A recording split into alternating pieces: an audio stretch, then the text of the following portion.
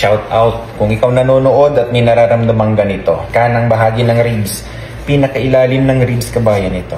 Ito yung ribs, mismong baba niyan, nananakit. Pag pinipress mo ng ganyan, masakit. Marami po akong pasyente kasi na-encounter ko dito kabayan na nagsasabi ng ganyan. Kaya gusto kong ibigay po sa inyo ng awareness. Disclaimer po ha, purong informasyon lang po ito at hindi po ito medical advice. Nanawi kapulutan nyo ng aral kabayan.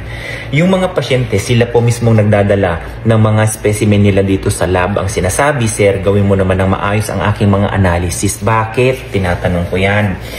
Kasi kahit yung pagdiin ng kamay ng ganito kabayan, nananakit daw yung ganito nila. Kanan. Okay. Ito. Hindi po mismo sa baba nito, na malapit sa pantog kasi appendix na yan. Dito sa kanan. Kabayan, may kinalaman ng atay mo dyan. Fast forward, ginawa na namin ang specimen. Niran na namin. Alam mo, yung mga pasyente na ganyan na nagsasabi na masakit yung ganito nila, matataas ang kanilang SGPT, SGOT. Ano yan, sir?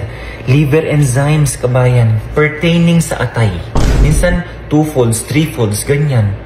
Kahit yung kasama ko dito, pag natatanong ko yan, Nerd, may pasyente akong ganito mataas yung SGPT, lagi niyang dinadaing yung ganito niya. Atay.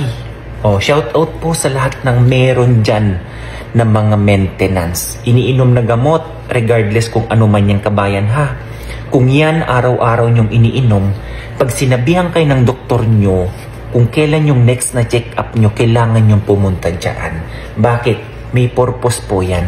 Titingnan ni doktor kung yung mga organ mo ay nagre-react ba yung iniinom mo na gamot kabayan. Yan ang maganda dyan. Tinitingnan din ni doktor kung merong improvement yung iniinom mong gamot. Yung mga ganon. Kaya wag nyo pong isawalang bahala yung mga check-up, susunod na check-up sa doktor ha. Kaya sasabihin nyo, huwag na tayong pumunta dyan. Okay naman yung pakiramdam ko eh. Kabayan, may purpose yan. Okay? Sa lahat po ng may mga bisyo dyan, manginginom. Yan nasabi ko sa inyo. Alagaan nyo yung atay nyo ha. Ang atay ang isang pinakamalaking organ dyan sa ating katawan na ang function niyan ay mag-detox, mag-convert kabayan. Kung yan palyado, kabayan, maraming pasyente dito. Base sa mga doktor ha, sila po ay may fatty liver. Kung kayo din, ikaw napakahilig mo sa, lalo na sa matamis, ayaw ng atay yan. Ng matamis kabayan. Samahan mo pa yan ng mamantika, matataba na kinakain. Tapos walang exercise.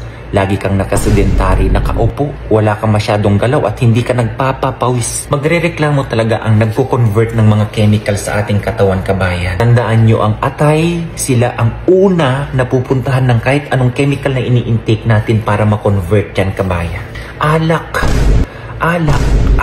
Ayaw niya yan kabayan. Hirap na hirap ang atay nyo dyan sa pagpuproseso ng mga iniinom nyong alak na yan. Sa mga mini bisyo talaga kabayan. Okay?